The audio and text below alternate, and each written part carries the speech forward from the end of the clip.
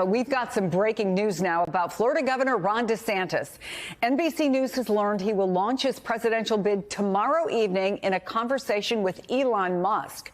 I want to bring in NBC News correspondent Dasha Burns. Dasha, what are you learning? Hey, Chris. Yeah, we are first to report that Florida Governor Ron DeSantis will officially step into the national spotlight, launching his bid for the White House tomorrow night on an event on Twitter Spaces with the tech billionaire mogul Elon Musk. They will be in a discussion moderated by David Sacks, who has been a supporter of Governor DeSantis. Now, this is an unconventional way to step into this presidential announcement, but it is what the campaign is looking to do, is use the reach of Elon Musk's more than 140 million Twitter followers step by traditional media and get directly at conservative voters. Look, the staff, the campaign, the now official campaign almost, has watched Twitter become an increasingly friendly space for conservative firebrands. They've watched as Tucker Carlson has migrated his presence and his show there,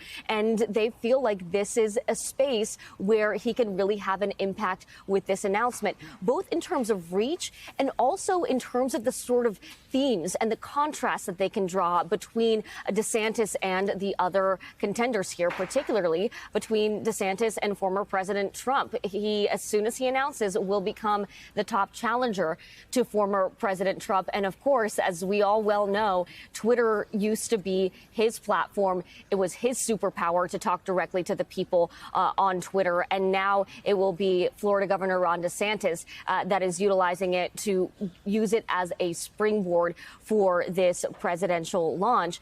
One of the sources that we've been speaking with told us that in the conversations between Musk and the campaign, he made it clear that he believes that former President Trump cannot win again. He believes that DeSantis can. He believes that DeSantis is the future. And the contrast that the soon-to-be official campaign is looking to draw is just that. They will be looking to draw the contrast of future versus past, of success versus failure, of action versus talk. That is what you're going to see as he steps out into the field officially here.